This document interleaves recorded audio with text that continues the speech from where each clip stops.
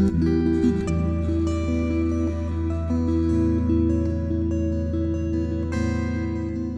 everybody. I'm Jack.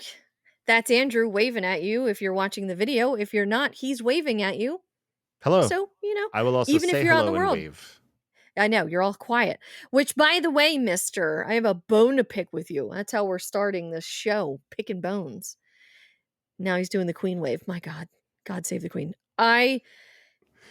You have a lot of silence since we started doing these video shows. We have some wonky transitions that I have to work extra hard at to make sense for our listeners who are not watching the videos. Not everyone's a YouTube person. Hey, I'm talking to you right now. If you're not a YouTube person, you are missing out, and you should become a YouTube person. Yeah. End of speech. Yes. All I'm saying is we have to keep that in mind. All right. And last week I'll rely on you there to was narrate some when cutting. I'm silent. Yes. There was some wonky cutting in the intro, and then I was just like, oh my God, I don't know if this is gonna work. So if it was weird for our listeners, I apologize. But hello, we are back. Now, let's talk about the one thing, the elephant in the room, if you will. It's not really an elephant. We're allowed to do whatever the fuck we want. It's our podcast. We are doing a bonus show this week when it should be a regularly scheduled episode dropping on August 11th. How Thursday dare we the 11th. do this? I know, how dare us? How dare? Especially since we did 2 bonus shows last week. Unbelievable. Now, it's not that we don't want to release episode 18, which tackles the suburbs, the sewers. Trust me, we do. However, we're bumping it one additional week so that this really awesome schedule thing happens. Reasons. Reasons. And I can't tell you them yet, but all I can say is that please keep listening. Yeah, I'm not going to tell him, but please keep listening to our show. We have scheduled our Jeffrey Pierce interview. I'm not going to say for when it is. All I'm saying is that we had to bump the regular episode 1 week. That's it. Just 1 week. It will be out next Thursday on August 18th, which is my motherfucking birthday. So happy birthday to me. Yeah, HBD. But that's all. So you had 2 bonus episodes last week. You're going to have 1 this week and then back to regular episode next week, bonus show the following week, so on and so forth. Same schedule. We have something really big and exciting, and the timeline needed to be slightly tweaked in order for it to work out. That's all. Just had to line things up just ever so slightly. It made more sense for this one thing that we think you're really going to appreciate. Yes. In order to fit things into place. You know, it's a really difficult thing about everyone asks me, what's the hardest part about podcasting? It's true. Everyone. You know, in this hypothetical situation now, I got you. The thing that people ask me what I like most about podcasting is actually podcasting. What I don't like about podcasting truly is everything else.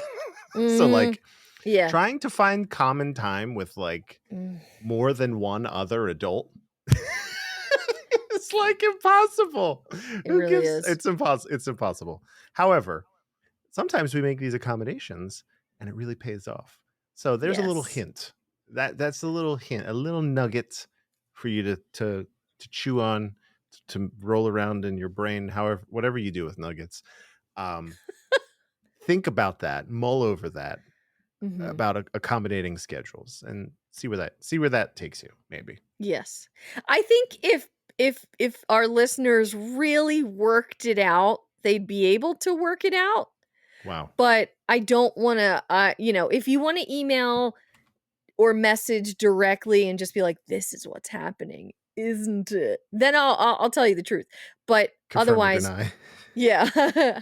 Well, I was going to say I will neither confirm nor deny, but I will. Because I will confirm and deny. I will do both. I will do both. I will say you're right and you're wrong. Yeah, so I'm very excited for this thing that's happening. Thank you for allowing us to tweak our schedule just a little bit, little wiggle room every once in a while. It's gonna pay off. It's gonna be great. Things are awesome. That's all. That's it. Andrew's dancing. You can't It's a see happy that if you're dance. listening. It was You a were still happy talking, dance. so it was you were I was just giving a little something extra. I See, know. we don't wanna talk over each other, but that doesn't stop me from engaging in a visual gag while you're It's true. talking. So, That is true. I there you do go. love a visual gag. YouTube.com/ just search for Wayfarin Strangers. Yeah, I know. It's so dumb that you can't customize the YouTube URL. It makes sense. It prevents squatting on a username. Makes I total guess. sense. It's like, are you committed to our platform? Once we find that you are committed to our platform, then we will bestow upon you a custom URL. Is that true? That's truly it. You need to get X amount of subscribers and have X amount of minutes watched. So it's not like you just sign How up. many? Do you know? Um, People, it was. follow us. I think it. It's a lot. I think it's actually 100. I'm trying to think of Well, that's not to become bad. to become a YouTube partner. It's 1,000. That's when you can turn on ads and stuff like that. It's Got it. 1,000, and then you have to have an average of some number of hours per month watched. It's hundreds of hours, but if you have the content and you have the subscribers, the math works out perfectly. You know what I'm saying? Mhm. And we Yeah. have actually, based on our analytics, we have like an almost 100% completion rate. So if we post a 2-hour and 30-minute video, it's like 95%. Like people watch 2 hours and 25 minutes. They might duck out for the beginning or the end or whatever, but like, oh, Yeah. fine, whatever. So, you know, Mhm. if we get the subs, we'll be there. That's what it comes down to. Yeah. I think we're at last I checked, it was like 26, which is still great. We're getting there. We're well on our way. Look, it's fledgling. We have to advertise it a bit more, and then once we have all Yes. of the stuff on the new website, which is still forthcoming, that will be kind of the central hub to get you where you need to go. If you're a video person, you go to YouTube. If you're an audio person, you go to Spotify or Apple Podcasts, wherever you get your podcasts. So Yeah. just want to give you options. Yeah. We're making an empire, which We're in the empire business. yes. Although you and I were talking before, and then we really got to get into the listener email. You and I were talking before this, and I know we've mentioned this before on our show about how I have never come across another podcast doing what we do. And I think that's pretty good. It's pretty niche. It's pigeoned. It's it, this is extremely my shit. What we are doing, I would listen to a podcast if somebody was doing this. Yeah. So, eventually we are going to reach the end of the Last of Us series, unless there's a part 3, in which case, of course, we will pick it right back up. However, and we will do the HBO series. So even if we finish, not if, when we finish The Last of Us Part 1, Left Behind, and then Part 2, and let's say Part 3 is not coming out until 2027 or whatever, because the games take for fucking ever. But we would still do the HBO show in the interim. But I think, we are kind of in a place where we might be able to get away with doing this for other properties and creating a very niche network of like game reviews. Of course. So, I mean, if there's interest in that, people listening, people watching, what would you be interested in that, or is it just a hyper focus on like what's my favorite game? What's your favorite game? I wouldn't listen to this about that game because I like it. I didn't, I was just curious. I like gauging interest. Yeah. You Yeah. gotta pick a game that can be easily broken down into sections or discrete chapters. It's tough to Mhm. do this format for a game that doesn't have something similar to The Last of Us. So Mhm. obviously the one big one, and I don't know if I would want to do this because I'm not, whatever.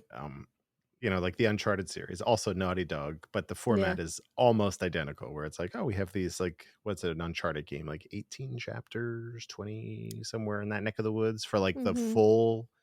Maybe they're more. I actually don't remember The last I don't Uncharted game remember I either. played was The Lost Legacy, and it was a shorter game, but I thought it benefited from that. So let me see.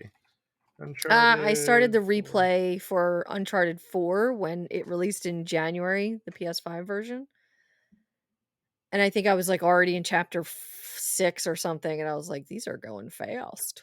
Yeah. Uncharted 4: A Thief's End has 22 Mhm. chapters, but you'll actually play through 24 as there's a prologue and an epilogue. So yeah, at his house when you sit down and you play Crash Bandicoot, which is Yeah.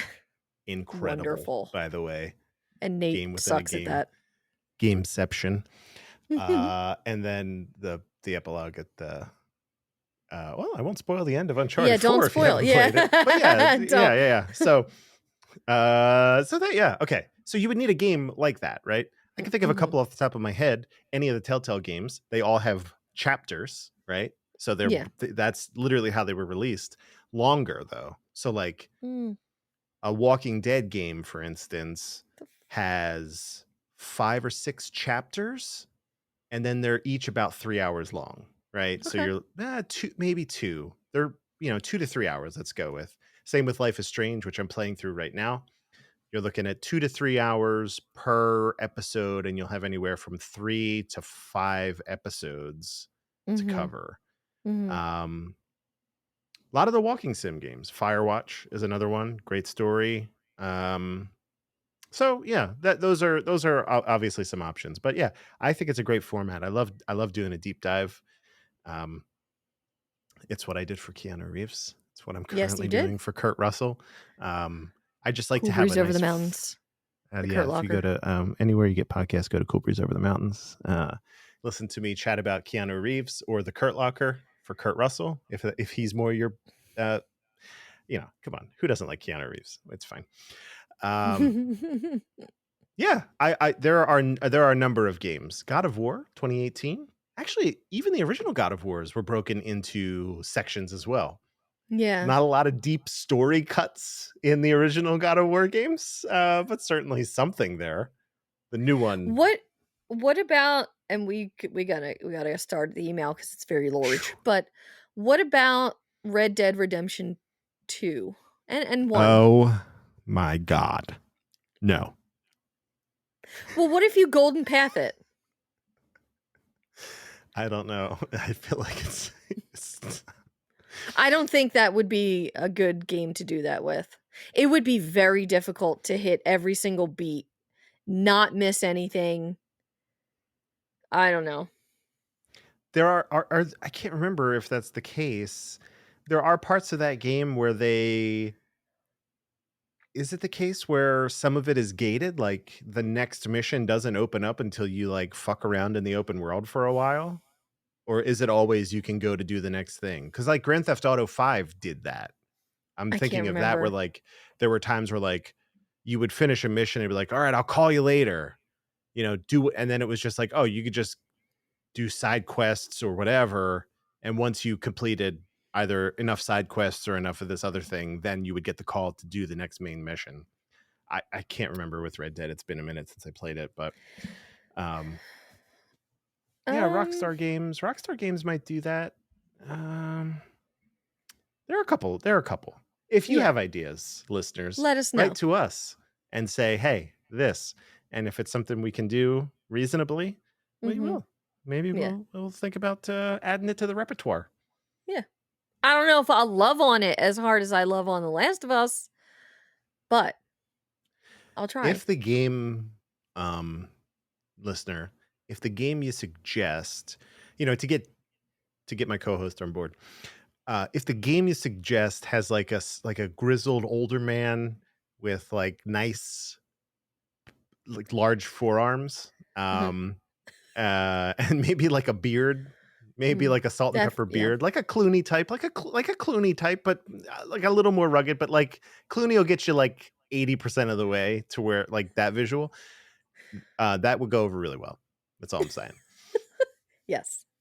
It's pretty much all I need, really. But Story is secondary. Yeah, gives a fuck. But I remember, and I know I talked about this at one point on this podcast, where it might have been with Barb. And it's good that we're talking about Barb because we're talking about mention her shortly. Barbara. Barb. But I was like, when Andrew kicking and screaming got me to play The Last of Us, I think 2 years, maybe a year and a half after the remaster in 24, whatever it was. It was around like 2016. Yeah. 2-3 years. And you were just like, Jack, if nothing else, look at the dude. Look at him. And I was just like, and it was like, I played the prologue. Sarah died. I ran downstairs and I was just like, Andrew, they fucking killed a child. Like, I am devastated. You know, because Bella was only like 6 or 7 at that point. So I was like freaking the fuck out. And then you were like, please go upstairs and keep playing. And I think you did. You like stood next to me.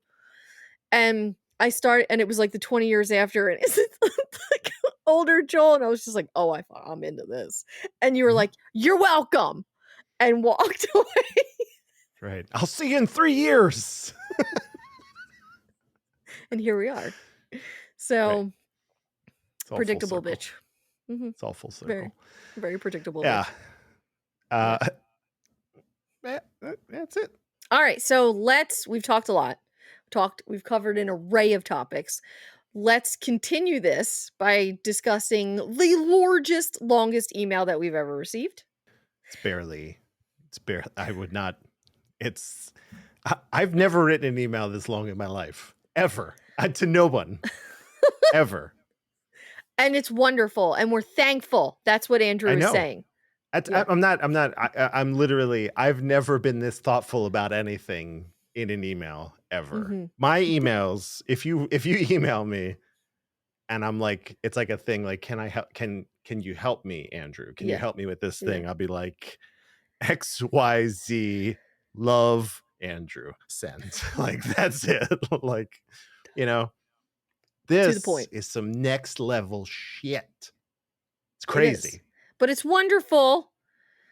I'm going to keep balancing out this. Brian A., we are finally diving in to your email, which, by the way, I feel like I've been saying your last name wrong over the last few months. I very much apologize for that.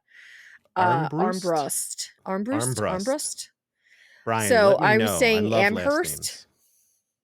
Armbrust. I have it right here. Yeah. I also have it. Brian A. So, Brian, we are finally tackling the email. Brian's also a coffee sub, so thank you very much for supporting Wayfarin Strangers and Andrew and I and all that we are doing. So what do we want to do here? Do you want me to read? Do you want you to read? What do you want to do? Should we break it up? You go. You just go for it. You know? Hold on. Oh my God.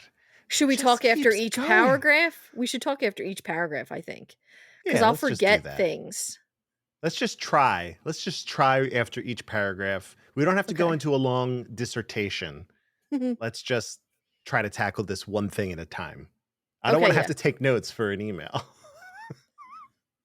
Andrew doesn't like taking notes for anything. I'll take notes for everything. I take notes. I just want I like to be in it because then I'm trying to tie everything back. It's too much.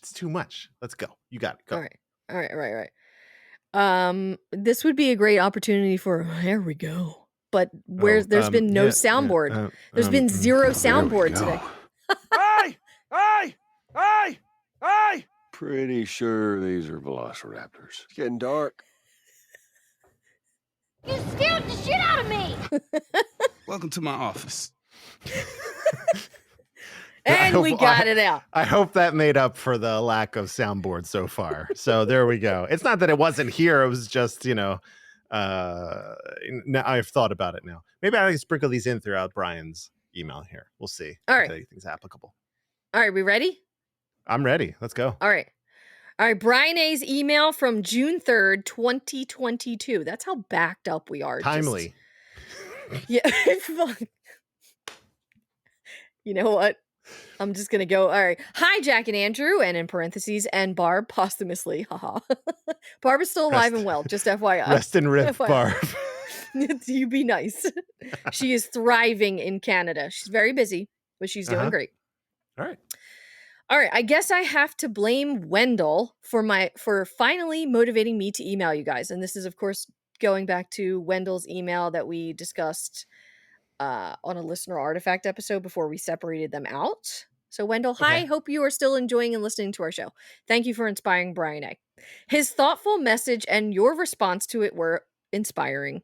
I have been listening since the show began and periodically taken notes throughout, but have repeatedly put things off because it kept feeling too big in my head to put in the time to write a quality letter. As such, I've scrapped much of my notes since they mostly refer to hilariously obscure mentions and references since episode 1, which won't make any sense at this point, and yet I have still managed to write a small book below. My best friends who know I love this game refer to it as Toodaloo. Toodaloo. Toodaloo. Creating a silly Toodaloo. Creating a silly phonetic of, well, T-Loo, T-L-O-U. Yeah. That said, they haven't played it, so I can't discuss it with them. Your show is a godsend where I can think about it and talk back to you in the car or while I'm doing the dishes. So quick little that's the end of paragraph 1. Brian, I absolutely love this intro. Your friends are amazing with Toodaloo because of T-Loo. This Toodaloo, motherfucker. We are absolutely going to call it Toodaloo in our household now, just so you know. I'm sad that you had to scrap so many of the original, like, obscure references. Honestly, I have a much better memory compared to Andrew when it comes to what I talk about on a podcast. So if you ever feel like just lumping that in, if you didn't actually digitally scrap it, I'd love to know about that. But I love so much that you've been here since the beginning. Thank you for finally emailing us. I feel attacked. Good, you should. So, I currently live in Chula Vista in San Diego, California. I'm in my mid-30s. I have 2 kids, born in 2013 and 2016, and am divorced. I first played The Last of Us in the summer of 2013 while my ex was pregnant with my son. The game changed my life. Besides its quality in production, attention to detail, world building, graphics, etc., it hit me emotionally like no game or story previously. The narrative and character development was like nothing else in gaming to that point. And few since, for that matter. It raised the bar in every way. It made me realize some important things about myself as a father-to-be and life in general. It made me want to be a father and realize how absolutely all-encompassing love for your child can be. More on that later. Our second child, my daughter, was named Eleanor, or Ellie for short. Weird coincidence, huh? Oh my No lies God. detected. I was looking through for lies. I detected 0. None. Do you want to talk more about that because you're a dad? The dad comparison, being a girl dad? Our daughter's name is Bella, which has ELL in it, so I could technically be like Belly. Belly? Belly! Did you say Billy? No! Bella! But she was named after a badass character from Supernatural, which was well before The Last of Us came out, and she was born well before The Last of Us came out, in our defense. But I do love that you named your daughter Ellie. Okay, 4 years! No. That's not well before. God, you make us sound like we're 50 or 60. She was born well before The Last of Us. In the year of our Lord, 2009. Shut up. All right, Bane. We're giving us the current world history. Yeah, thank you for sharing about yourself. I am now approaching my late 30s. I have 1 child born in 2009, and we live in, outside of Philadelphia, Pennsylvania. Right. It's the easiest landmark we can give. Yeah. Yeah, it really is. Mm-hmm. Okay. Did it make you have thoughts about being a father? So here's the deal. I could say this, right? A lot of things become recontextualized when you have more life. It's just that seems to just be a fact that I have realized in my years on this planet, right? So like even pieces of media that aren't necessarily related to parenting, but might be related to like love or loss or really truly anything become either deeper or more powerful the second time around, right? Mm-hmm. I'm trying to think of like a really great example. This theme comes up a lot in, I could say a recent example, but one that's been a theme throughout, right? Is like Christopher Nolan movies have a lot to do with being a parent, right? Yeah. Yeah. And what it means to be a parent, how, what love is, unconditional love, right? Mm-hmm. And I think having been on both sides of that as like a parent and A son? as having a daughter, like having reciprocal unconditional love both directions, right? Yeah. To the daughter and Bella to me, that makes, that, as they say, that shit hits different, right? Like, so like when I see that, I contextualize that in a way that I'm not saying someone without kids doesn't. I just kind of make that very personal. It becomes very personal to me. So this story that I played, I I truly believe that this game, this is when we could rightly consider video games to be art. That's like full stop, right? Before this, they were great. Graphically, they had amazing set pieces. They were fun, whatever. This is the one where they became art. And then ever since then, we've been on an incredible upward trajectory of video games becoming more and more impactful, more emotional, more resonant with people. And I love it. This was the start of it. Yeah. The opening scene of this game was enough. Right? Like, yeah. I'm not a crier. Rewind to 2013. Andrew is not a crier of movies. I cried at one film. A lot. It's dumb. It's the dumbest shit in history. I remember as a young person, I went to go see Spider-Man 1. Tobey Maguire, Sam Raimi directed Spider-Man 1. Yeah. When Uncle Ben died, that destroyed me because that's how people die. I tell Jackie hears this a lot from me. I won't regale her with the tale. When we die, there is no soliloquy. We're not like, and I forgot to tell you that in the basement. No. If you are shot, what's in the basement? And you're bleeding out, that is, you might get a word. And that is exactly what that did. And that crushed me. I love Spider-Man deeply. Yes. So I'm like, I was the exact right age and target demographic for that story. But that is, so there was like, that was a cry moment for me, and maybe a couple other things. But like at the beginning of this game, I was like, you get there and then the title sequence happens and I'm just like sitting here like pondering my life at that point, and I'm like, Jesus what do you Christ. do? Where do you go from exactly there? And so I agree, Brian. It was a very roundabout way of saying that, like, media like this, it doesn't have to be a video game. It could be a movie, it could be music, a great love song that you first heard when you were a kid. Maybe you heard a Cure song when you were 13. Listen to that Cure song now. I guarantee you it'll hit different in the most beautiful and wonderful way. That's all. Yeah. Well, I agree. I do agree. We're about 6% through this email. And I know. we're already all I wanted to know was, did it make you want to be a better dad? That's literally all I wanted to know. And you still didn't answer that, but all right. Yes. Yes. Long story short, yes. All right. So continuing the email. All right. Unfortunately, I went through a rough divorce from 2018 to 2019, which introduced me to some elements of heartbreak and grief that I had beforehand not experienced or even understood were possible. It was a very dark time, as one can probably imagine, but I am ultimately grateful for how it helped me grow. There were some direct correlations from this experience and playing through part 2 that I think helped me appreciate the game even more, as well as some elements of the first game and the messages it conveys. I'd like to share some more of those thoughts as you get to the end of part 1 1 and as you get to part 2. Mm-hmm. Yeah. Sorry to hear that. Yeah, that's I am tough. sorry to hear that, Brian. That is very hard. I appreciate you being transparent with us and just kind of sharing a little bit of your journey and how it relates to The Last of Us.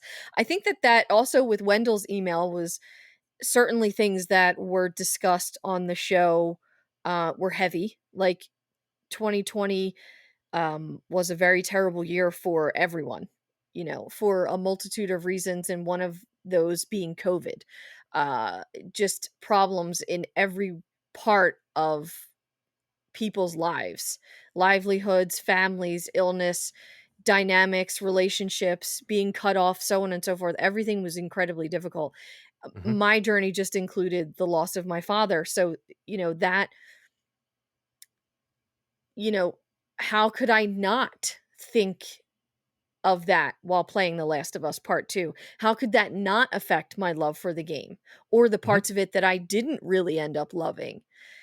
I will talk much more about that when we get to that point, but I do appreciate you being transparent. I know it's not easy.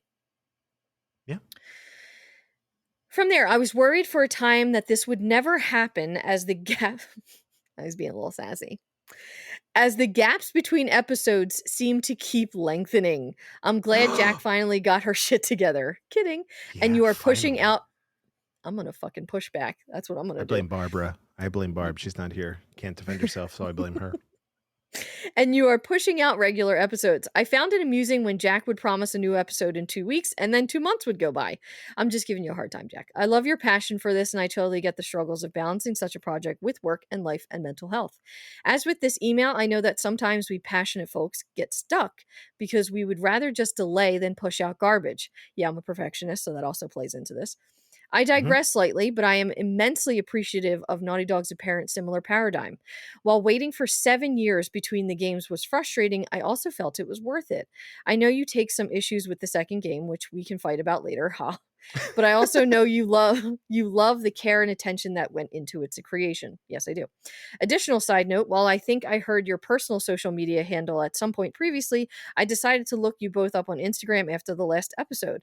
I could not stop laughing when I was confronted with roughly 17,000 individual screenshots of Joel from every angle. Okay, first of all, we're going to start with the end, Brian. Whoa. First of all, I have 392 it's 19,000. Motherfuckers. Both of you. I'm lumping both of you together now. I have 392 posts on Jaded Vader on Instagram, and I would say about 370 of them are probably Joel. I have a few couple. I have some. I have a couple of like Arthur, Red Dead, things like that. I have some of B in the very beginning. Ugh, selfies. It was a different account back then. But fair enough. Touche. Fair enough. However, the gaps between the episodes, and I know you were sassing. I just hit my mic. I know you were sassing. However, I do want to talk a little bit about me constantly saying, there's going to be an episode in 2 weeks. Literally, I was the guy from what's it called? The Money Pit. 2 weeks. Like, I literally was that guy. And I'm not going to say it wasn't my fault because, it takes two to tango in all things. But it mostly was out of my hands. I was a very optimistic person for a very long time until I had to make a very tough decision with regards to my best friend's place in this podcast. It was not easy for me to do that. That also affected my mental health and a million other things, of which, I don't necessarily need to go into. If anyone would like me to go into, of course, I will do that. But I accept your sass, but now we are a consistent show. We've been a consistent show for months now, so I hope everyone is happy. I am a lot happier with everything. And yes, we will be battling when we get to part 2 because I have many valid points, as I've no doubt you do as well. And Andrew will also bring to the table because him and I do not see eye to eye with part 2. However, you are correct in assuming that I absolutely appreciate all the love, attention, the detail that went into it. Yes. I will give you that. Yeah. That was like a me heavy paragraph, so I figured I would just take over. Yeah. No, I have nothing, nothing. Hey, passionate people, perfect is the enemy of done. Do the thing. Don't worry about it being perfect. That's all I gotta say. Andrew, I have you in my head all the time with that quote for everything. I didn't come up with that. I know you didn't. It just makes a lot of sense to me because that's the same shit. I'm like, oh, but if I just one more pass, it's like, no, it's done. It's done. Move on to the next thing. Release it. Yeah. Hey, I have a hard time with that. I always, as an aside to that as well, if you're not cringing at the stuff you did a year ago, reassess, right? You should be like, ugh, because in a good way, because you're like, I'm so much better now than I was then. Like, if I'm looking back on these video podcasts a year from now when we're on part 2 or doing the show or whatever, and I'm like, man, they look exactly the same. That's a problem. Yeah. That's a real problem. So that's all I'm saying is perfect is the enemy of done. Get the thing done. Move on to the next thing. Let's go. Let's go. That's all. Yes. And Andrew does well to remind me of that often, because I will sit down next to him and just be like, but I have this and this and this to do. And if I don't fix this one thing, and if I don't do that one and he's just like, just release. Just release the fucking thing. Publish. Yes. It's awful. But I'm not a type A person in a lot of traditional ways, but I'm absolutely like a perfectionist when it comes to the creative endeavors, and this podcast is not excluded from that. So now we're going to talk about some Andrew. So Andrew, Wait, good what? sir. This is Brian. Andrew, good sir, since you have come on, I have greatly enjoyed your subtle repose in juxtaposition to Jack's zealous fervor and some of the alternate angles you have brought to the show. Your taste in gaming is also excellent, and more importantly, to the right reasons. I have not played all that you have mentioned, but what you seem to value in games speaks to me. Some, like Spidey and Red Dead Redemption 2, are still in my queue, though I finally played Horizon Zero Dawn and its DLC Frozen Wilds. I put in somewhere near 130 hours to platinum them, though you did. Though not on New Game Plus, and it was 100% worth it. This coming from someone who doesn't normally play open world games because my obsessive tendencies kick in and I can't stand feeling like I may have missed something. You're exactly like our brother-in-law. Upon breaking out of Noraland, I actually explored the entire world prior to playing the campaign. I was at roughly 70% completion. Sorry. I hit the wall. It stopped me. I was at roughly 70% completion before playing practically any of the campaign and near level 40. Wow. This actually made wrangling thunderjaws and all sorts of shit. This actually made the campaign quite enjoyable for me, as I was able to experience each mission fairly directly rather than sporadically through dozens of hours of gameplay. I, like you, loved reading every single data entry, every piece of lore and world building. I love cohesion and continuity in my games and media. If I can imagine a big flowchart in the writer's room with Charlie Day's notes and strings all over it, that excites me. Yeah. I get the impression you appreciate things in a similar vein. I like to take my fun seriously, I guess you could say. Of course. This is incredible news. Breaking news. Brian, breaking news. We just became best friends. Yes. God, love Horizon. All right. Go on. Yes. Also, I think when we received this email, no, I was done Horizon Zero Dawn. I did read all of the things. That's the thing. Okay. So here she comes. I know. And then you can talk because I'm butting in a lot. I know. Hey! This is Jackie right now. Hey! I know. I'm the Ellie of this podcast, okay? I just talk. But I appreciate everything that you said here, and Andrew absolutely deserves every part of this email. Stop, Andrew. I see you looking down at that soundboard. Stop it. However, there's a thing happening with emails that is slightly disenchanting for me. And I just want to talk about it a little bit. And I truly do not hope, or I truly do not. I truly hope that this does not upset, offend you, Brian, Andrew, anybody else listening. I'm offended. This show would not exist if I did not write it, produce it, edit it, market it, put it out there. Period. 98% of the work on this show is done by me. But I feel like I'm written off 90% of the time as the zealous fervor or the Joel fangirl or the Joel objectifier or this, that, or the other. And it doesn't feel great because my heart and soul, my passion, as you mentioned, is 100% invested in this show and in its success and its outreach with our listeners and the community that we're building. I don't want to be a joke. I don't want to be a butt of a joke. I don't want to feel that way. Nobody likes feeling that way. And I don't want what is brought to the table devalued because of one reason or another that I don't want to name because I don't want to put words in anyone's mouth.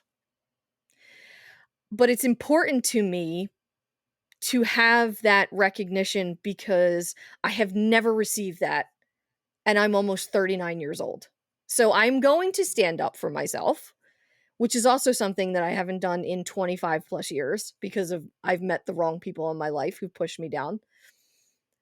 But I am going to do that this time around because I don't want to just be pushed aside for the co-host who is a man and plays all of the games.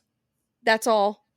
And I don't want to whittle it down to that either. And I hope I don't offend or upset anybody, but my place is at this table, and this table was literally built by my hands.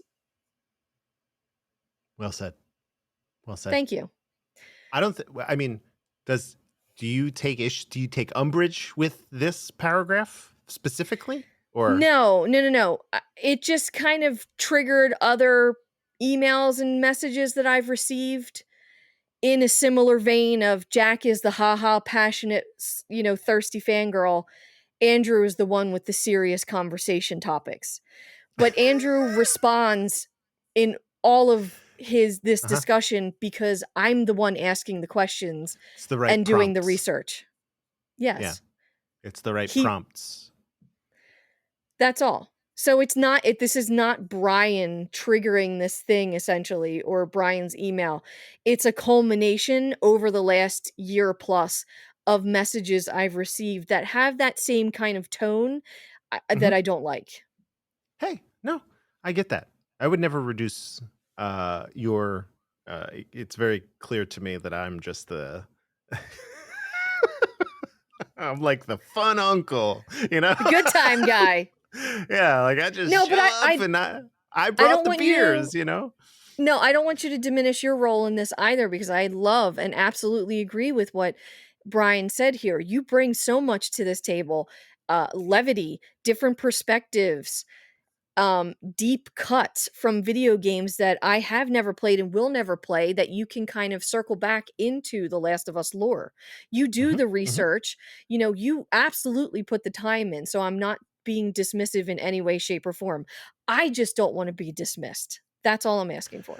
Yeah. Hey, look, no, everything, no lies detected in what we just went through here as well. So it really, I show up, my contribution is I played the part that we're going to talk about, and everything else is like, I'll bring the knowledge that I have outside of the game, if it is applicable to what we're doing in this, and sometimes that knowledge isn't even accurate, as I've been corrected a few times before. That's fine. But it's all on Jack's side of the table to get it done, like the compilation of it, as it were. So I hope that I had no part in diminishing that. I certainly didn't want, if that was, so never, credit where it's due. Right there, that one. Thank you. And I appreciate that. And I hope I'm not putting anyone off. I never want to be off-putting, but I also don't want to just keep swallowing all of these, like, I should talk about this, because of past experience on previous podcasts where I was just written off. Haha, she's funny. She like that kind of vibe. It's important to me that that does not happen with this show, because I can be more than just one thing, and I am more than just one thing. Do I have 10,000 photos of Joel from every angle? Yes, because he's fucking hot. Do I plan on continuing that with another 20 to 30 with the remake? Yes. But am I more than just that? Yeah. Yes, 20 to 30,000. Yeah, Andrew God. I just wanted to verify. Not 20 to 30 total. 20 to 30 K. Thousand. Yeah. Yeah. All right. Enough of the tangent. Gotta bump those numbers. Thank you. Enough of the tangent. Thank you.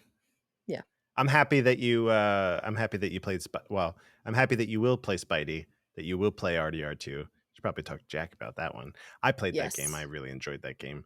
I never really revisited it, but Horizon is extremely my shit. Play the second one too. Catch it on sale or whatever. I think it is on sale right now. Summer of Games or whatever it's called. Until my birthday. Summer Game Sale. Oh, well, there you go. Yeah. Forbidden West. What an experience. Guerrilla does it again. That's all I'll say. Yeah. I still have to play that. I am looking forward to it. The RDR2 thing, Brian, we need to get you on board with that. That is my second favorite game of all time. It is beautiful in its storytelling, in its visual, in every part of seeing a character go from one thing to something else entirely. It's beautiful. It's a beautiful journey. Listen, I loved Horizon Zero Dawn. It's not even close to Red Dead Redemption 2. Not even close. How dare you? I said what I said. I also like Western there are no tall stuff. necks in Red Dead 2. 0. It's true. The number of tall necks, 0. Facts. All right. How many data pads are in Red Dead 2? 0. If you have to ask, then clearly you didn't play. Oh my God. All right. We have a lot of email. So anyway, enough introduction and brown nosing. I have a few thoughts to share from previous shows and potential topics for future shows and bonus shows. In the very first episode, Jack and Barb discussed the menu screen and potentially where it was. This is ancient history at this point, but I took a note about the dagger in the window that shows up upon the completion of the game, because I don't think that it was mentioned. And you're right, it was not mentioned, because that was something that was going to be mentioned at the end of the game. But that's fine. We can jump ahead. I wonder about there being any significance in that change to the menu. Obviously, the menu completely changes in part 2 upon completion, messaging something quite significant to the plot. I don't think that there was that much thought put into it with the part 1 menu, but perhaps there's something to it. Andrew, would you like to talk about that? I forgot that happens. He doesn't remember. Yes. So when you play the game, the menu initially is just a window. Curtain billowing. Curtain billowing, yeah. And ivy on the wall and things like that. When you beat the game, it's the exact same menu, but it's Ellie's switchblade stabbed into the windowsill. Yeah. This goose is cooked, That's what I think that just is a mark of obviously I remember part 2's. It's just more recent in my mind, and it does to me convey a very specific thing that happened in that story at the end. Catalina, yeah. Spoilers. I told you this show is spoilery. It's the for The Last Catalina of Us. wine mixer. I can do it. That's the second Step Brothers reference in this episode. Go watch Step Brothers, everyone. All right. Yeah. I think it maybe sometimes, not all the time, but sometimes it is cool just to do a thing because it looks awesome. It looks dope. This could be one of those moments where it's like, I agree. You wouldn't know whose switchblade that is or the significance it carries until later in the game. So to see it come back around and be prominent on the main menu at the end, when you might be primed to just jump right back into this game, that says a lot. And I think it could just be like a very cool, like, doesn't that look awesome? Like, it looked awesome before, but it looks better now, you know? Yeah. Yeah, I think, the other talking point could be in part 2, Ellie keeps her switchblade stabbed into her nightstand or table right by the door to her garage. So she, as she's like putting on her boots, talking to Jesse about, Joel and Tommy and whatever, she just like grabs the knife and leaves, the switchblade and leaves. So this could be, or that part in part 2 could be an homage to having the knife stuck in the window as like, okay, this is a home now. Like, we've made it to Wyoming. This could be a home now. However, the room, it's completely overtaken by nature. It's not livable. At least, at first you'd have to do some maintenance. We all love ivy, but that shit destroys bricks and buildings. But we all love it. Yeah, this is known. We do. Yeah, hold on. Where is it? See, a little ivy happening. So, yeah, it could be on a very flaky note, an homage to that. But otherwise, I think it's just like, you beat the game. Here you go. It's cool. Yeah. It looks cool as shit. Look at that. It does look cool as shit. Put a knife there. Yeah. Ellie's knife. Yeah. So I hope you didn't want too much talked about with that. If you do, of course, I will just, go to Google. I will research it further. We will talk about it more. Let us know. All right. Next bullet point. Much was discussed early on and in each episode about Joel's character, why he is the way he is, particularly why he is emotionally distant. Quite obviously, Sarah's death and the ensuing years of the pandemic and societal collapse factor into this enormously. However, I'm not sure I have ever seen mentioned anywhere the effect of Sarah's mother on Joel. In fact, the only time the topic comes up in the game is when Joel and Ellie arrive at Eastern Colorado University. Go Bighorns. When Ellie asks about Joel being married and Joel says, too much. I've never seen this discussed elsewhere. We don't know if she died or if they went through a divorce. Having gone through a heart-wrenching divorce relatively recently and dealing with the ensuing grief, this absolutely changes a person forever. Whether it was this or an untimely death, it obviously still hurts Joel even 20 plus years later. We see him repeatedly decide to deal with grief in unhealthy ways, bottling it up and cutting off Ellie's attempts to heal herself. It also helps determine his daily approach to life as very in the moment. Besides that, this life in their world requires fast pivots due to literal danger one would also have to take each day, each minute at a time as a method to process or push aside constant trauma and grief. We actually just recently touched on that, weirdly enough. This factors enormously into Ellie's approach towards grief in part 2, as after years with Joel, she mimics his method, or what she thinks would be his method, whereas 14-year-old Ellie may have actually dealt with things in a more healthy way. I feel this was absolutely on purpose from Neil and Holly. I apologize. I never know how to say Holly or Haley. Gross. Another example of the cohesion I appreciate. I'm sure grief and trauma will be discussed at length later on. Yes. Here's an excellent article on the topic, and there is a link. I will include all of these links that Brian sent to us in our show notes. So if you're curious, please be sure to click on the description of this episode, and you will find them. Hells yeah. Before moving on, do you want to talk about this first, or do you want me to talk about this first? Regarding Sarah's mom. Yeah. I can get this out of the way pretty quick because I don't know. So I'm sure if there is knowledge to be known about this person, then you know it. But I don't. It stands to reason that even if there was even if it was an unhealthy relationship that they were in and there was animosity or whatever, that that person dying would be would hurt like hell, Mhm. right? Despite Mhm. everything else, Mhm. that was the mother of your child. Your child is gone. The mother of the child is gone as well. So there is that. Yeah. The Joel that we meet is pretty like Brian said, very emotionally distant.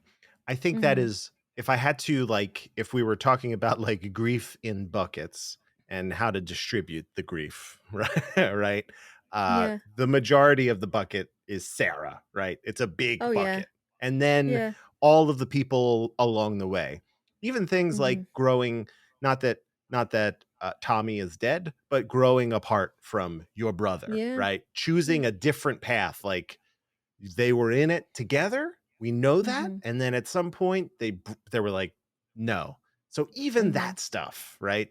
It hardens you. It makes you put more armor on. It's not that situation where you're shedding, you're putting more armor on. So in terms of grief, I think that's I think it's mostly Sarah. But you know, I could be convinced. I could be talked into allotting more to his ex-wife, Sarah's mom. And now you have the floor. Thank you. There is not much known about Sarah's mother. We don't have a name. There's not a single picture in the house. I think from a very basic standpoint, they didn't mention that. Again, almost for the reason why Ellie's dad doesn't play a factor. Because it doesn't matter. Sarah's mom didn't matter. It was the dynamic between a single father and his daughter that was shattered at the beginning, and then later on a dynamic between an orphan girl and a father figure who becomes that father for her. And then how she gets shattered earlier on. Again, these are all mirrored concepts to one another, and very obvious ones. Not that that's a bad thing, but something that is obvious is not always inherently bad. However, when it comes to, you know, buckets of grief and where Sarah's mom factors in there, I don't want to discount Joel's too much comment when they are at when they're at the university, Eastern Colorado University. Go Bighorns. But I don't I didn't think he stopped the conversation because he has grief over his the loss of his ex-wife or his wife. If she died, uh maybe she died in birth. We don't know. And Joel clearly was like 16 or 17 years old when he became a father. That's very, very young. So you know that he married this girl, this woman, because she got pregnant, not because of love, not because, you know, they were this is it for me, babe. No. That is not when you are that young. Found you. Yeah, no. When you are that young, it is not because you found the one. It's because you had a good night or you made some questionable choices. Whatever. ¿Por qué no los dos? Yeah. Both, yeah. So I don't, you know, when I think of Sarah's mom, I mean, when you look at the dynamic between that tiny little pocket of time we have with Sarah and Joel, he's working until almost midnight. So he has a house. He has a pickup truck in the front and what is it? An El Camino in the back of his house with a shed, you know, barbecue grill. He's got beer on top of the fridge. Like, they have enough money to have what appears to be like a comfortable middle class life in Austin, Texas in 2013. Not in the city. So they're in the suburbs because it's all farmland around him, which, my God, please marry me. But they have clearly been alone for a while. That's the impression that I got. Because it's not like Sarah in her moment of panic goes, "Should we call mom?" You know what I mean? That comes up not at all. So there is a lot more credence to believe that Sarah's mom died. Whether it was, an acrimonious divorce or something untimely, or she died at Sarah's birth, we don't know. I think my leading theory, just because of Sarah's, the lack of mention of Joel's ex-wife, I wouldn't be surprised if it was a situation where she passed away after or shortly, kind of similar with Ellie's mom. That's the impression that I get with Ellie's mom. She died in birth or a couple days afterwards as a result of complications from birth. That stuff happens all the time in America. All the fucking time. It's horrifying. Functioning healthcare Hospital system. Yeah, perfectly functioning my ass. But no, I know I'm what you're just saying, saying. like, where the doctor, there are doctors and Yeah. people trained to do this thing, and it still happens. It still happens. It's dangerous. For a million reasons. It's dangerous. I was horrified. Just side note, when I went in to have our daughter, it was a scheduled C-section, and I literally on the table almost had a panic attack, to the point of where I had to have the anesthesiologist stroking my hair and being like, "You're gonna be okay," because Andrew was being prepped in a different room, so I couldn't even see him, and I was like, what if I die in a couple minutes trying to bring a person into the world?" Like, that is a real legitimate fear that women who choose to have children experience at multiple points during their pregnancy and certainly in birth. But anyway, I lean more towards something happened a very long time ago, that her presence is inconsequential to Sarah the night of the outbreak. And then when it comes back to Ellie having that conversation with Joel at the university, he doesn't want to go into it because it doesn't matter. Why we talk about him, we talk about him living moment to moment, being emotionally cut off. I don't think that this is necessarily him cutting off his emotions. I think this is him living in the present of, why bother wasting breath on this? It was 20 or 30 years ago. It doesn't fucking matter. You make some good points. But where is she? She's either dead. She's dead. She's dead. There's no way by the time by the time Ellie shows up, there's no way that his ex-wife is still alive. Because again, if that was a story that was meant to be told, it would have been told. Right. So maybe if we get a game that's the 20 years between Sarah's death and The Last of Us, maybe that will explore it more. But I'm not holding my breath. That would be amazing, and I want that. But it's well documented on this show, my position that not everything needs to be explained. In fact, oftentimes it is better to not have it explained. So I'm okay with a little mystery around certain people. You mentioned it. It's the mirroring, right? It's kind of how do you it's chirality, like it's a mirror image, like insofar as like our hands, but they're not they're not exact. It's like, chimera. So it's great. We don't know about Ellie's dad. We don't know about Sarah's mom. But these two, and there's loss on both sides, and then these two come together and they meet. It's great. And all that really mattered was that these two came together to meet, and the rest of it kind of falls away. Yeah. And that's how it would be in a time like that, fully. Of course. Because you would have to, you can't carry that around with you. Also, talking about, Brian, you're talking about processing grief and trauma. There is no time to process grief or trauma, not until Jackson, at least. And even then, you're still they're still going on patrols and still experiencing maybe not as severe of a traumatic event, but certainly things that still rattle them enough to where it's like, well, it's just that's the world we live in now.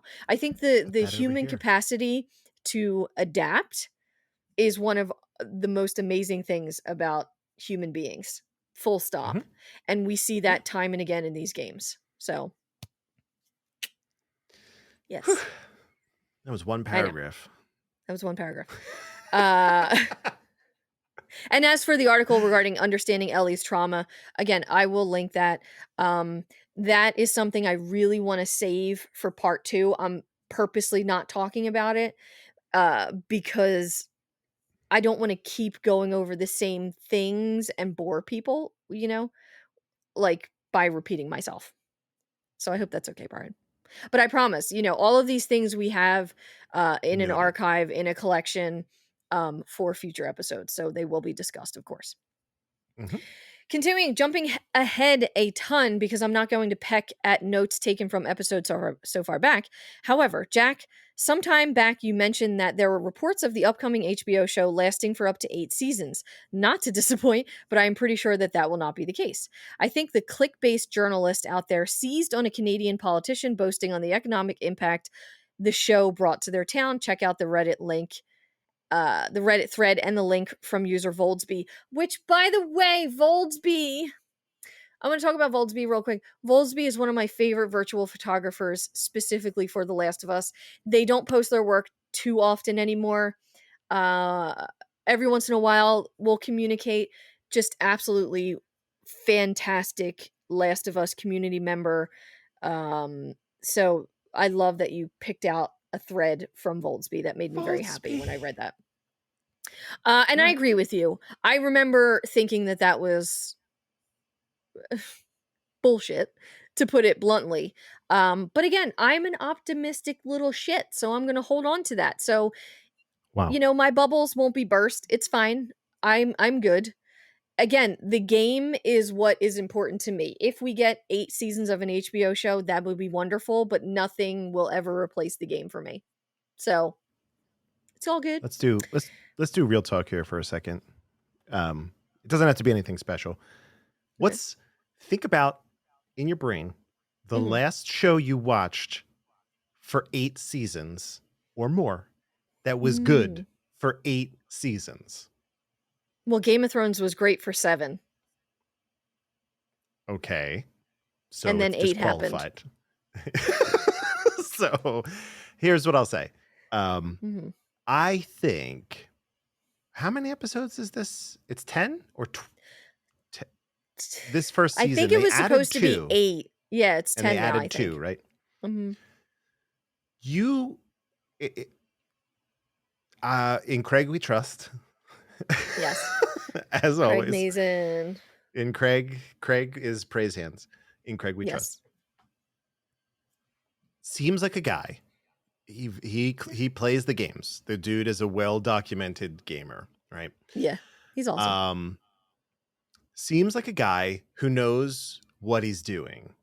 And more, I am placing stock in the people who go into the project knowing I have a rough idea that it's going to be either X amount of seasons or episodes, and not an excessive amount. If you go in like, I think we got like 10 seasons, bullshit. You do not have 10 seasons, like not mapped out realistically, right? But if you go in, you're like, I think I have 5 seasons. Like, I think I have 5 solid seasons, right? Yeah. I'm thinking of, we're going to be seeing the swan song next week of Better Call Saul. I'm thinking currently about what I'm seeing on Westworld. I am thinking about just like a handful of other shows where I'm like, man, they can go, like, it used to just be that a show would go on forever because I don't really know why, because it just continued to sell ad space, I guess. Enough ad space. Yeah, right. And it was just zeitgeisty enough to be self-perpetuating. Like Game of Thrones probably could have ended a season earlier, right? Like if they wanted to, I feel like they probably not like, I'm not saying like just forget the last season. I'm like saying like, oh, we could have just rolled all that in, right? There are some shows that just less but tighter, more focused. Yes. And if The Last of Us is that, if Craig's like, I have 4 great seasons in my head, and it's gonna be the first game, the second game is going to be tight. It's going to move. We're not going to skimp on character development. We're not going to skimp on the moments. But if they formulate it like a television show and they give us the beats, and they were like, but it's only 4 seasons, I'd be like, maybe the best 4 seasons of television I'm looking forward to in the near future, right? Like, that's all there is to it. So, I have strong feelings about television and editing in movies and television. We need more editing. Right now, we don't have enough editing. We have 3-hour-long Batman movies. We have 5-hour-long Justice League movies, which I know is also kind of a Batman movie. Whatever. I'm just like, I don't think we need 3-hour movies. But what do I know? I don't know. I love long movies. You know me. I'm a long movie bitch. Right, yeah. A long movie could be good, right? But it could be great if it was just a little bit shorter. That's all I think. Don't get me wrong. I have some. Pulp Fiction is one of my favorite movies of all time. 2.5 hours. I'll let you know every time we get to around the 2-hour mark of Pulp Fiction, start like squirming in my seat a little bit. I'm like, man, I gotta pee. I want to stand up. I want to move. I got shit to do. Quentin, what are we doing here? No, I first watched Pulp Fiction when I was like a teenager or whatever. I know. And I still felt that way. I saw that, almost saw that shit in, well, no, not quite in theaters. So I'm not that old, but yeah, that's all I'll say. Like, if they go in, and again, in Craig we trust, I say it every single time, I think that dude knows exactly what story he's telling. And if it comes out that like it's going to be HBO's most expensive show, and HBO says 5 seasons, I think they're going to give us the best 5 seasons we've ever seen of anything. I hope so. Which is very, very exciting to me personally. So all of us, but like just as a fan of television and the medium, I'm like, God, that's so refreshing. Yeah. I love that. Yeah. I would like for them to announce that, but I also know that they can't. From probably a logistical standpoint, because you don't know. So they can't be like, this is going to be a roaring success. Yeah, nobody knows. So, all right, quick little comment here. Okay, you guys completely missed out on titling episode 11, Joel Needs a Car. So we did actually title it that.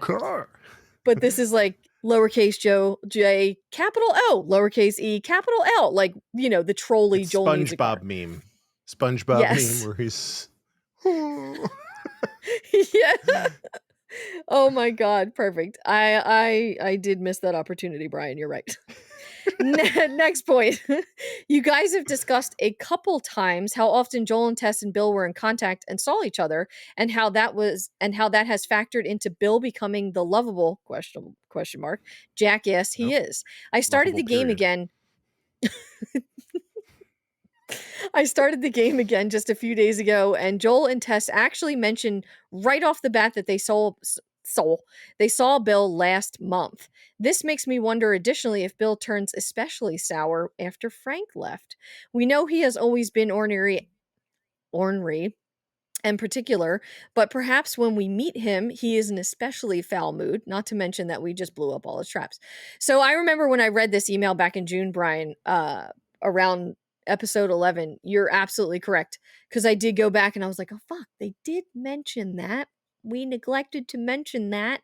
So I apologize, I forgot. We are very like laser focused on each chapter, so sometimes things fall through the cracks. This is not anything new. We're trying our best, but I think that holds a lot of water, that he is just kind of this crotchety, miserable fuck because Frank recently left and died. And he didn't know about that until we experience it. Right. So, yeah. But the traps, though, come on. We blew up all of his traps. All of them. Through a bottle. Some say Bill is still putting those traps together again. Yeah. That would be great if they bring him back in like a part 3. I would be like, okay, I know this is fan service. I know it's fan service, but I like it. Maybe just That's a game, like a standalone game like Bill's Town Simulator, where you just walk around and you set up traps, right? You're doing the chore core stuff right now. Yeah. I like it. Power Wash Simulator. This is just Bill's Town Simulator. Same thing. setting up buses as blockades, pushing cars around, setting up traps, clearing out the Can infected. I power wash them? No, they don't have running water in the apocalypse. God damn it. Oh my gosh. Okay, next. While discussing types. What is my voice today? You're doing all sorts of accents today. I know. While discussing types of infected, you discussed the Rat King and what it reminded you of.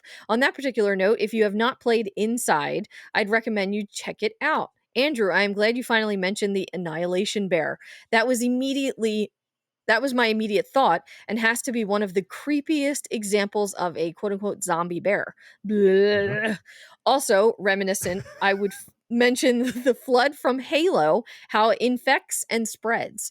Perhaps an interesting parallel is how the flood operates as a hive mind, which is similar to many kinds of fungi, being one collective organism.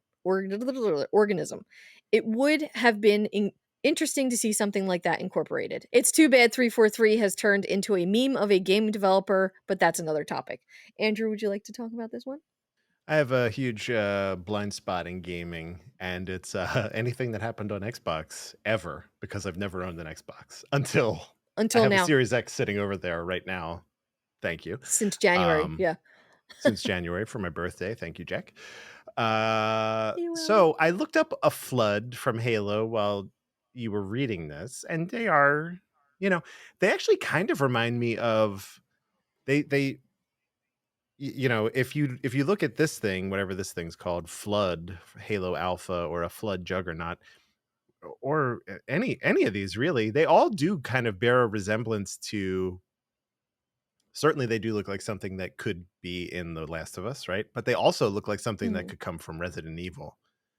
Specifically, I'm talking about one of these guys looks like the Tyrant, kind of. He's got like the one claw arm.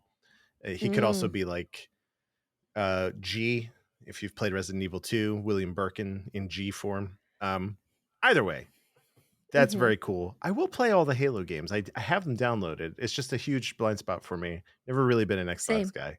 It's just where the cards lie. I was PlayStation and Nintendo. That, you got to pick your battles, everyone. You got to pick your battles. So that's all I'm happy that someone else calls out the Annihilation Bear. God. I did love that. Terrible. I did love that you dropped that, because for some reason I just never thought of that. Well, we've only seen Annihilation once, though. I need to like see stuff multiple times for it to like get in there sometimes. So maybe we'll watch that again. But right, we also push out the things that terrify us. We're just like, oh no, I don't want to think about the Annihilation Bear. I gotta sleep tonight. Yes. But yes, Brian, I love all of those. Just the drops, like the Halo mentions. So again, also not an Xbox girl until Christmas. Thank you to Andrew. We literally bought each other Xboxes. Like, we're so excessive, it's ridiculous. But and that's not a flex, I swear. It was just one of those things where it just happened at the same time. But it was tough to get them still. I don't know too much about the 343 developer or why they've turned into a meme.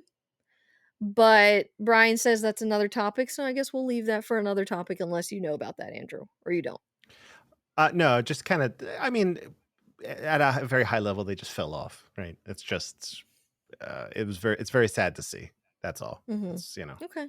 They were a company of some renown, and they have not made a thing that's been very good in a very long time. So, okay. It's sad. That's unfortunate for them. That just means that there's only one place to go for them. Up. Still have all the faith. Video games are a miracle. Good, bad, or ugly. It's a goddamn, it's just like movies. It's a miracle that any of them ever get made. So, even a bad game is still a game that is out. It is extant in the world. So props to that. Yes. 343, you're still doing it. Oh God. Anyway, on the topic of animal infected and the ants in particular, not sure if you had seen this, but there is actually an Easter egg in the game where you can see an infected ant on Joel's bedroom TV screen. This was a relatively recent discovery, which just makes me love these games and Naughty Dog more, because who knows how many other hidden things are still yet to be found. Found by one of the best Last of Us speedrunners. And again, all of these links will be included in the show notes. If you guys want to go and check it out, just be sure to click over. I did actually know that. I forgot to include that because, again, when Barb and I had started this, we didn't have a great plan. I think we are certainly much more structured now than when the show initially started. And we, kind of went round and round in circles on a few things and just, missed a few other things. But I did actually see this exact clip regarding the ant that's on the screen, and it is the infected ant from like the Nat Geo documentary that we've talked about previously on the show, infected by cordyceps. I'm looking at it right now. I never saw that before. Yeah. That's wild. Isn't that cool? Yeah. Isn't that cool? That's pretty neat. So again, and it does make you think, like, how many other things are still hidden in this game. And listen, I try to explore every nook and damn cranny that I possibly can. And if we find new stuff, then that's great. If we don't, then maybe when we interview Naughty Dog people, they'll be like, yeah, and there's also this little thing. And then we'll be able to bring that to the masses. Give us the dirt, yo. Come on, Naughty Dogs. Dish. So can't remember the exact context for my note. One of you mentioned either that you never see child zombies in media or that you never see child zombies killed. That said, Sam is perhaps an outlier to that, but also in BioShock, the little sisters are not quite zombies, but not far off, and you definitely have the opportunity to kill them. Anyway, I'm just being pedantic, sorry. How dare you? We actually have since covered little sisters? Oh God. Sorry. We're talking. I know. I know but I haven't played BioShock, but we have covered child zombies on this show on a bonus episode a couple weeks back, so we don't have to dive back into that. As for BioShock and the little sisters, you can talk about that in a second, Andrew, because I've not played those games, much to you and Jess's chagrin. But Sam is definitely an outlier because he is a child. Ellie's a child and Sam is younger. So he's certainly a child that we see in the very beginning stages of being an infected, but I wouldn't say that he is like, he's not fully there. He's not a clicker kid. You know what I mean? Right. Yeah. So yeah. That's different. Mm-hmm. Little sisters. I'm trying to think. The little sisters. Well, I was trying to think of the children that were from The Walking Dead. We've seen that. We've seen kids. We've seen children zombies before. I'm just saying that they tend to be relegated. We don't like to think about zombie kids. That's why they are saved for like story beats mainly for impact. The little sisters are interesting. They're not. You're right that they're not quite zombies. They're like experiments, right? They're like they're it's unnatural for sure. Jack, without spoiling anything, in the world of BioShock, when you come across a big sister or little sister, it's a big daddy and a little sister, and they're generally paired. So if you go after one, if you go to potentially retrieve one, another will attack you, and I'll leave that up to you, which one that might be. All that said, you can choose to help them or harm them, and how it works as a mechanic in the game is if you choose to harm them, it is more of an instant gratification thing, but if you choose to help them, something else might happen. So and it's not unilateral. It's not like I have to, everyone you come across, you have the same exact option. You could do this or that. And so you have a choice every time. But yes, I would say that a little bit different, but we're we're parallel. We're coasting on the same rail line there. So there you go. All right. Okay. One day, perhaps, maybe. I don't know. There's so They're many excellent. games. And they've been Yes. remastered. So, I have heard that. Yeah. Jess has been trying to get me to play them for a very long time. But okay, so let's push onward. One more note of of pedantry.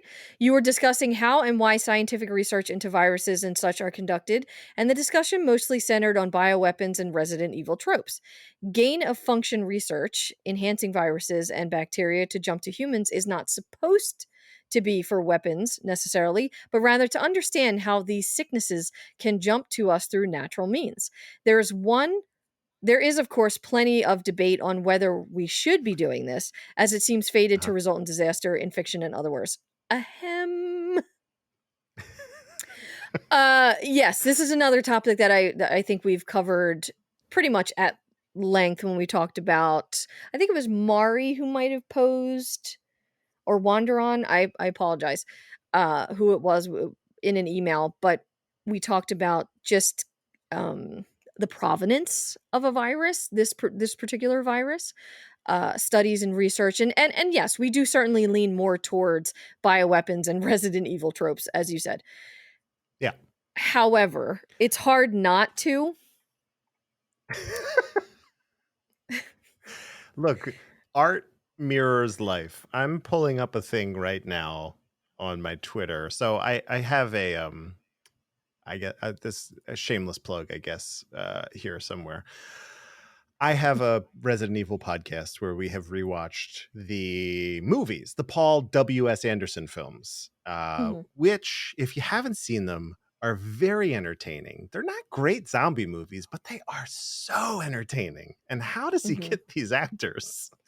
Anyway, my co-host on that show recently sent me an article, and I'm spacing. I cannot for the life of me find it. However, the gist of the article was scientists doing their experiments, all their, man's reach exceeds his grasp, all that shit, have come up with a I don't know, a serum, whatever.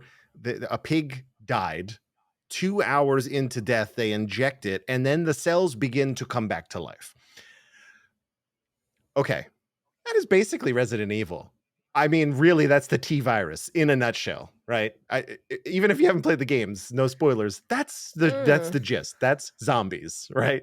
So it's gonna go terribly wrong. It's just like, I sent him a GIF when he posted that. I was like, it was like the GIF of the T virus breaking in Resident Evil. It causes a global outbreak almost immediately.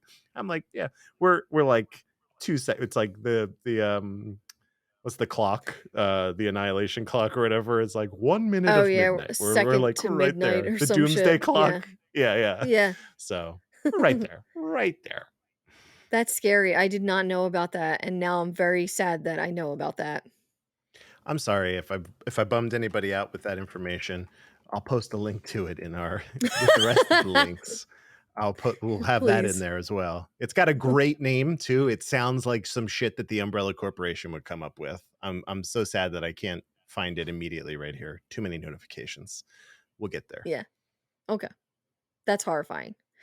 But I do understand. Like, we need to know how viruses, in simplest form, work. Yeah. But in doing so, bad things happen. Bioweapons slip into the wrong hands. But okay, so our next bullet point: as fun as it is to discuss the infected animals and the origins of the pandemic, I think part 3, were it to happen, should be careful with integrating too much of this, as well as too much focus on finding a cure and or Ellie's immunity. I say this for the following reasons. A, while it would undoubtedly be exciting gameplay, I think this would start fraying the tight plot we have so far. The Last of Us is a story about humans, people interacting. The infected are really just a plot device, just as in almost all zombie media. Too much focus on the particulars of how the infection works or where it originated could degrade the plot into a silly sci-fi with made-up rules that inevitably become inconsistent when people like you and I pick them Enough. Video game ass shit. The Last of Us works so well because of the consistent rules of the universe. I would worry that adding too much of that would turn it into a zombie game rather than the compelling character drama that it is. That just so happens to have zombies in it. We're gonna stop and take a break before we get to B. I agree. Mm-hmm. I do agree with you. I think Andrew absolutely agrees with you because he's one that just does not need the exposition. Don't need it. Don't want it. Yeah. I would not want part 3 to be that. Well, these are things that we talked about. I would not want part 3 to be that. Because it would fray that very tight, consistent plot. However, I think part 2 pushed the boundaries of how tight everything was. Because I think the game is much longer than it should have been. We'll save that for when we get to part 2, but I truly, and whether, and this is absolutely a bias or not, and whether people like it or not, it doesn't matter. It's my opinion. Part 1 is so tight from start to finish that it's almost fucking impenetrable. Of course, we have video game ass shit every once in a while because it's a fucking video game at the end of the day.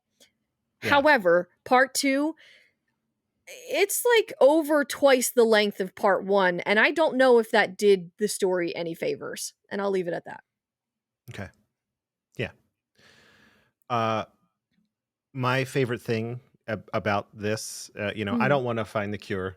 I don't care about that. I've never cared about that. My favorite thing is learning to live in the new world, right? We see that with every zombie, like the later Romero zombie movies, Land of the Dead and stuff like that. They're just like part of the day. Like zombies they're just like, they're here. They're not going to go anywhere. They're just like, we just live with them now. I'd like that. I mean, it's not just zombies. If you've, I guess, mild spoilers for Jurassic World Dominion or whatever, but like the dinosaurs are just here now. Like we just have to, like, part of your day will be like not getting killed by a raptor, Yeah. Like that's our day now. And I kind of like that. Like, yeah, doesn't make a lot of sense to like, how do we fix the dinosaur problem? Like you don't. The cat, the cat's out of the bag. Yeah. Pandora's box has been opened. Yeah. Right. There's no putting it back in. So I don't want, if there is a third game, I don't want it to be like, let's try to find a cure. Like, it's a much more interesting world and story with the level of the infected there, whether they dwindle or rise or it's some ebb and flow of that. It's just more interesting to have them there. Full stop. Yeah, I agree. The story has so far been Joel and Ellie's and Abby's story. While Ellie's immunity was absolutely a cornerstone to the plot, I would posit that it is really a MacGuffin. I always add an R in there. I'm sorry. It puts us about in Scruff McGruff. I know. The crime dog. It's a MacGuffin. Yes. I'm sorry. I love it. It puts us in the hospital. It made the events fall into place. But when it is all said and done, these stories have been about Joel's love for Ellie and Ellie's love for Joel. The cure doesn't really matter. After all, if he had a second chance, Joel would have done it over again. If we venture too far away from this, it will no longer be The Last of Us. I liken this to the new Star Wars trilogy. While there is a whole Star Wars universe out there, episodes 1 to 6 were really the Skywalker saga. Without Anakin and Luke, who cares? Episodes 7 to 9 were very messy. They lacked the narrative cohesion of the first 6. Even though each of the first 6 had their own issues, the opera of the Skywalkers kept it together.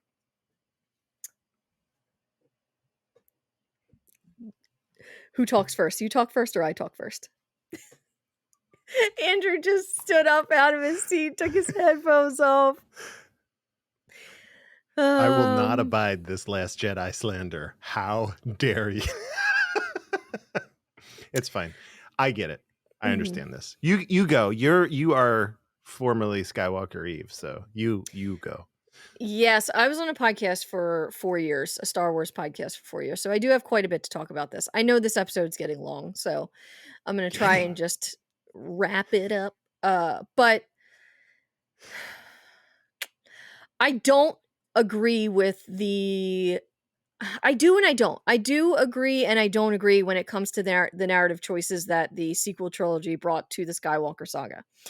I think there is a lot of strong arguments to posit, to use a word that I like very much and don't get to use often, to posit that it is very much a continuation of the Skywalker saga. However, there were failings in that cohesive storytelling in the sequel trilogy that were much more apparent than there was in the original trilogy. And I can say that in the original trilogies, and I can say this because while we all learned well after the fact that episodes 4 to 6 were 4 to 6. Like in 1977, people went to go see Star Wars. They didn't know it was Star Wars episode 4. Nobody knew that. Not even fucking George Lucas. And I don't Lucas can come out here and say that he had this grand plan and he had this whole story, but legitimately, he didn't even know if there was going to be a sequel because he didn't know if it was going to take off. So he didn't put that much thought into the storytelling. And my main argument is Luke and Leia's fucking relationship. They ended up being twins, but he had them fucking kiss. He did not know that was the direction it was going to go. So I think the Star Wars argument is a little shaky ground. I think the foundation is set on sand in certain places. However, I know a lot of people have talked a lot about all of these things, myself included. I've spent hundreds of hours. That podcast got well over to 200 episodes. Your girl knows her shit, okay? I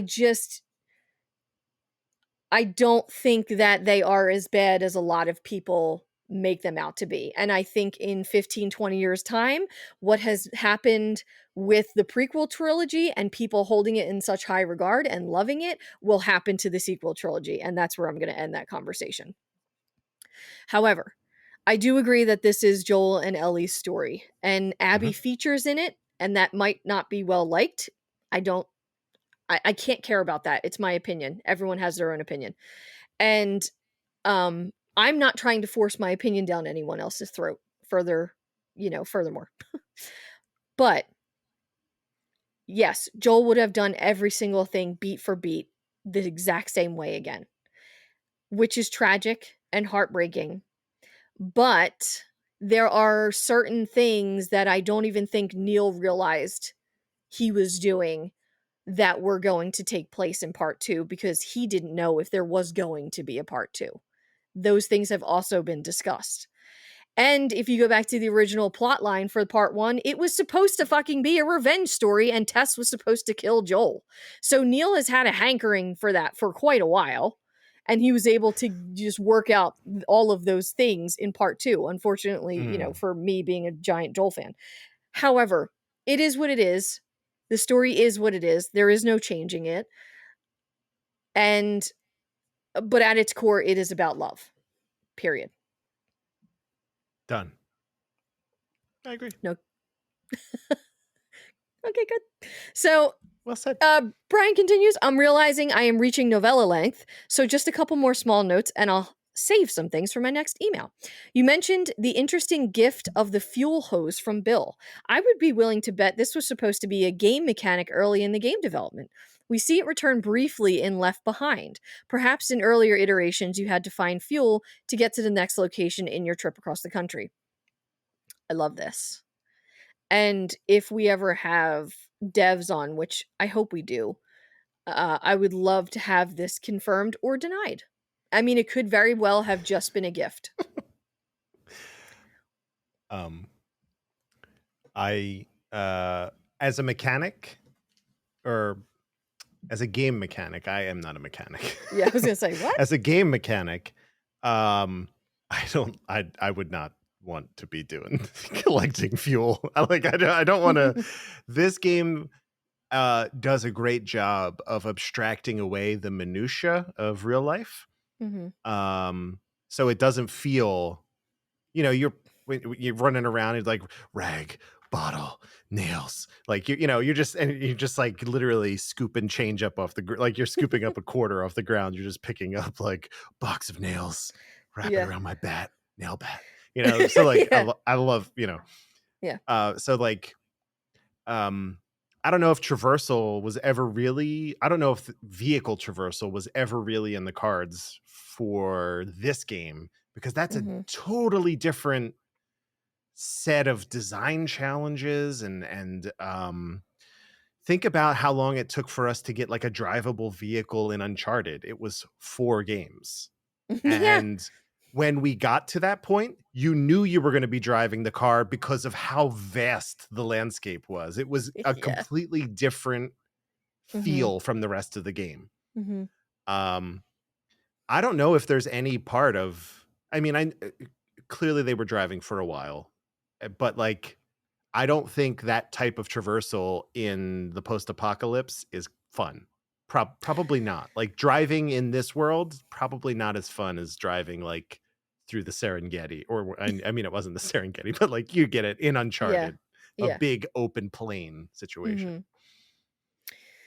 I don't know. And I really should reference, there's so many videos out there. There are a lot of panels that like, Neil and Troy and Ashley have appeared on. I know Doomsday Dave has sent me a couple that I need to watch and get more information from, along with the podcast, of course, as well.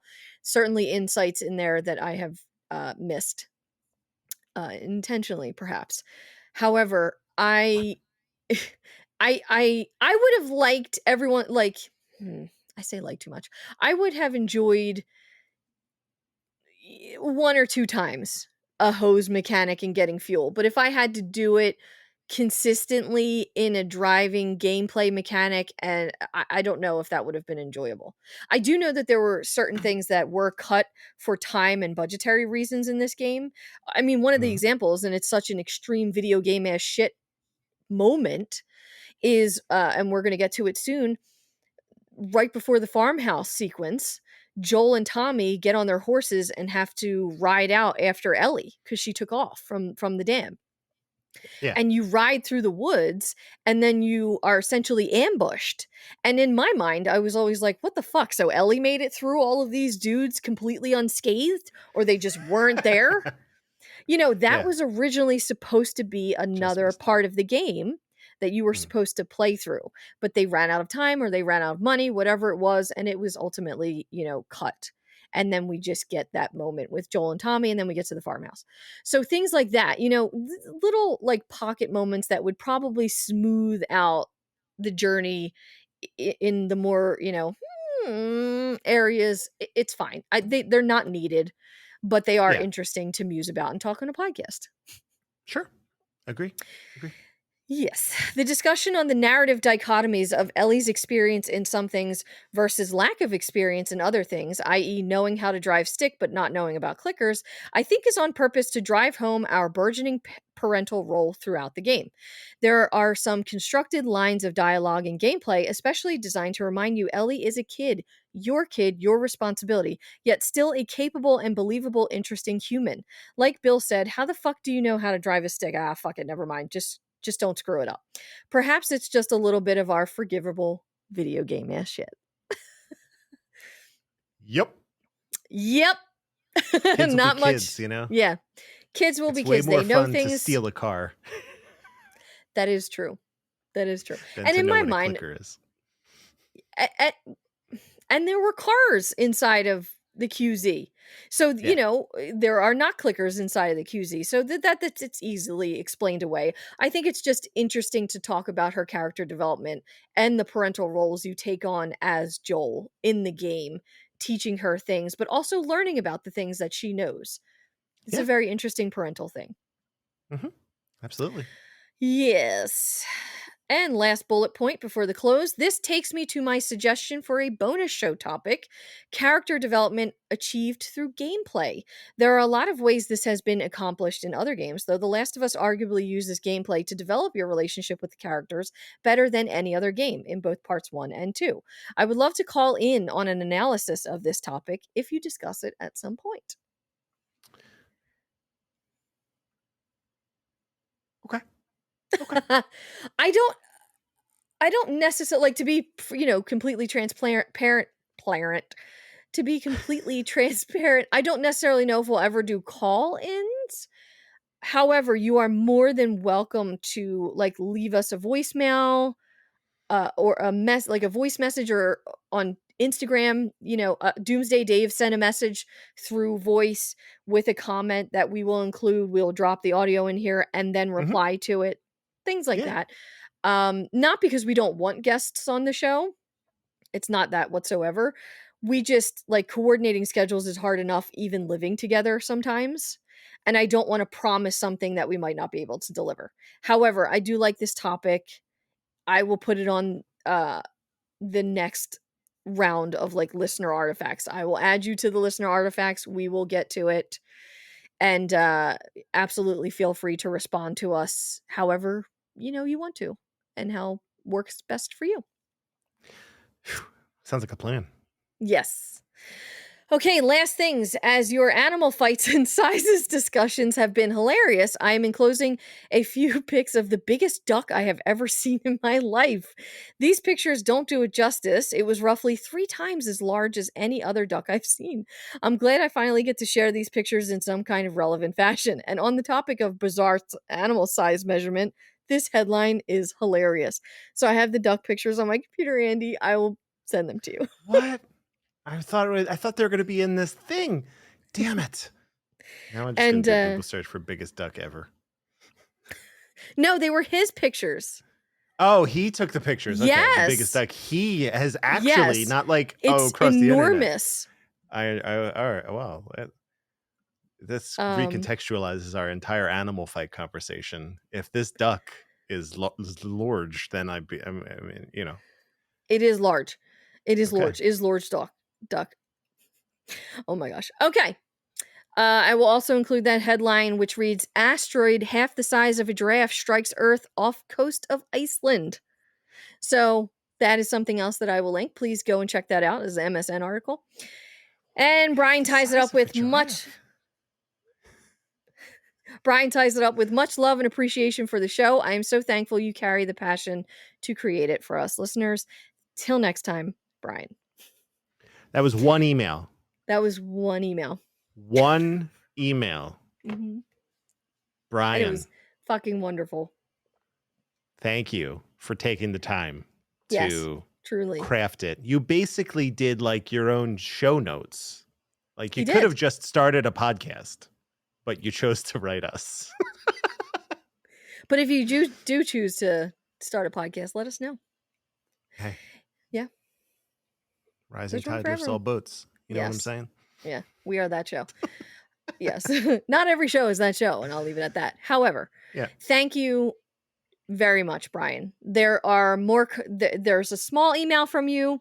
There's another large email from you, not quite as large. And there's quite a bit that we will get through and in the coming weeks with our email show. But truly, we do hope that we covered everything and we did it justice and all of that stuff. All that stuff. All of it. Oh, I just made some gestures that maybe I shouldn't have done. However, whatever. It happened. How dare you? I know. It's awkward silence now. But Nicely done. Yes. Nicely done. Nicely done. It's getting dark. Oh, I love them so much. I need to get the It's Getting Dark on my stream channel. I don't think we have that on there. So I got to figure out what to use that for. It's getting dark. I love him. Oh, there we go. Yes, there we go. That's our podcast. That is our bonus email show. Thank you again, guys, for allowing us to slot this in and adjust this schedule. I know y'all didn't really have a choice, but I want to be appreciative regardless. Yeah. Thanks for understanding in advance. Before you even hear the episode, we're thanking you. So thank you. Yes. Thank you very much. That's our show. But coffee subs.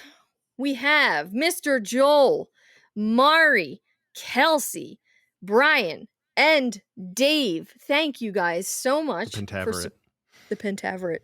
Thank you guys so much for supporting our show. I don't even know if that's a fucking word. I don't think it is. It is. And it is. It isn't. It is. It is. I couldn't hear you because I'm talking. Thank you for supporting our show. Wayfarin West is officially getting off the ground this week. Do not know when that first episode will drop. Might just drop willy-nilly and just appear on all the places at once. But please keep an eye out for that. But in the meantime, we hope you guys are having a wonderful summer. Brian, thank you for giving us over 2 months to get to your email. Hopefully it will not be another 2 months to get to the next one now that we are more in a rhythm. And we hope you are doing well. And that's it. That's the show. We're done. We did it. Done. We did it. Yay. Go us. Go us. We're very much looking forward to getting Jeffrey Pierce on the show, and I'm going to mention that every single episode until he's on the show. Bye.